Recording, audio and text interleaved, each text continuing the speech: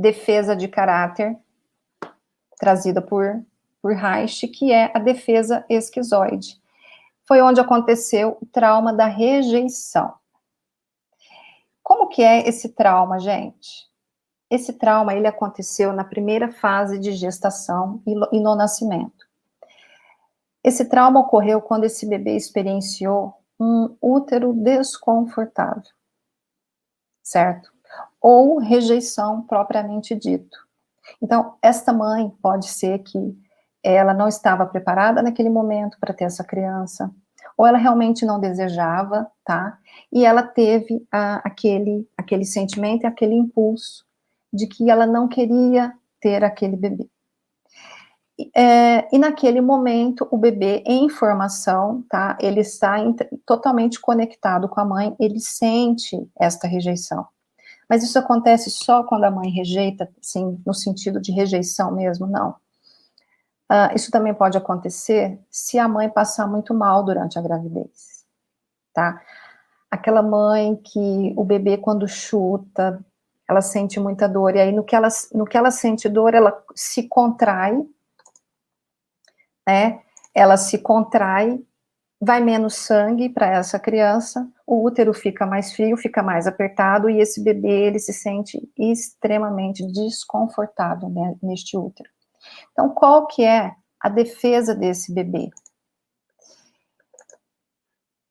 É existir o mínimo possível, tá? Já que se ele existe, ele existindo, ele incomoda e ele causa esse sentimento de rejeição, a defesa desse bebê vai ser: eu tenho que existir minimamente possível. Então, toda a energia desse bebê vai para o cérebro e ele se esquece do corpo, tá? Então, é aí que é formado a primeira defesa de caráter, que é o caráter esquizoide. Então, como que é esse caráter, gente? Qual que é a experiência? Como que é a defesa dele, tá? Na vida adulta. Então, a criança, por exemplo, que se fixa na defesa esquizoide, esse adulto acaba se tornando extremamente intelectualizado, ele se isola, ele tem uma tendência ao escapismo. Sabe o que é escapismo? Aquela pessoa que de repente pode até usar droga para não ficar em contato com a realidade, ou ela prefere ficar só lendo ou estudando, ou aquela criança que está sempre quietinha, ela procura não incomodar. Então, muitas vezes a mãe até fala bem dessa criança: ela não dá trabalho, ela é muito quietinha, certo? Na verdade, isso é uma defesa esquizoide. Essa criança aprendeu a existir o mínimo possível para não incomodar. Então, são pessoas, por exemplo, que não olham muito fixo, ela tem um olhar vago, né? É alguém que está sempre no mundo das ideias, né, com a cabeça voada. Então, como que a pessoa na vida adulta que desenvolveu essa defesa, como que ela vai se sabotar? Não expressando o que sente, por exemplo, tá?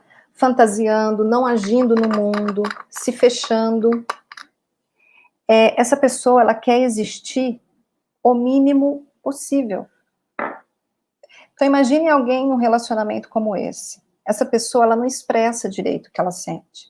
Ninguém sabe o que está se passando com ela, tá? Então, como ela prefere coisas mais intelectuais, ela prefere atividades em que ela fica mais sozinha, ela gosta de ficar sempre mais com ela mesma, ela não tem problema em lidar com ela mesma, certo? Numa relação, como que ela se boicota? Essa defesa, certo? Ela faz a pessoa ir sempre para o mundo de imaginação. Então, é aquela mulher, por exemplo, ou aquele homem, que ao invés de viver as relações em loco, digamos assim, ela vive a relação dentro da cabeça dela. Então, ali ela cria cenas, situações, ela se antecipa, ela julga, certo? Porque é onde ela encontra o alívio da dor dela, através da intelectualização, através do isolamento. Então, toda vez que essa pessoa que tem essa defesa se barra numa situação em que ela se sente rejeitada, ela automaticamente vai pro intelecto, ela vai para a mente. E dali ela começa a fantasiar uma série de situações. Ela começa a fantasiar uma série de situações na cabeça dela. Então, muitas vezes, tomando partidos ou conclusões que não são verdadeiras.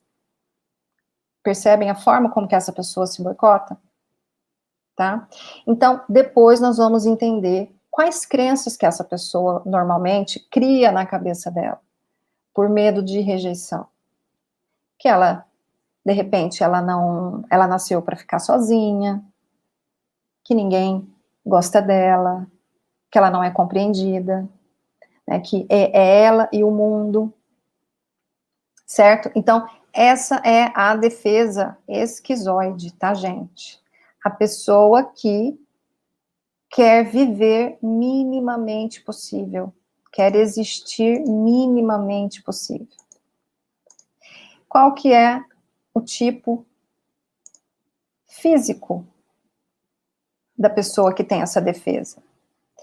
Esse aqui, todos nós, gente, todos nós possuímos um pouquinho de cada defesa, né? Em menor ou maior grau, tá? Então, aquela pessoa que tem esse traço predominante, ela vai ter o caráter físico, digamos assim, bem típico, né, daquele caráter. Então, no caso do esquizoide, é uma pessoa bem magra, tá? É uma pessoa com corpo longilíneo, magro e normalmente com uma cabeça proeminente, tá? Justamente porque toda a energia dessa pessoa vai para a cabeça, né? Aqui a Carol disse que ela se identificou, a Clara disse que se identificou, a Marli disse aqui muito interessante, né? Eli, dos Estados Unidos, beijo, Eli. Então, olha só, será que essa defesa de caráter, ela tem um lado só negativo? Claro que não.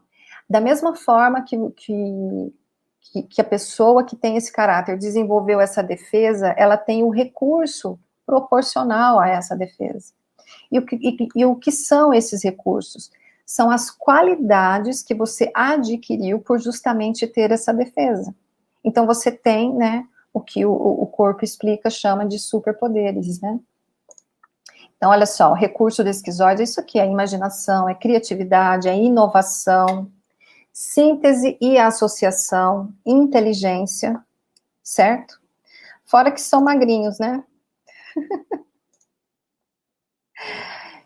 Fora que é tudo de bom, a pessoa não tem tendência a engordar, essa coisa toda, tá? Então, assim, para toda defesa de caráter, existe um recurso correspondente que a pessoa pode usar de forma consciente a favor dela. Então, aqui nesse caso, esses aqui são os recursos do esquizo, ok?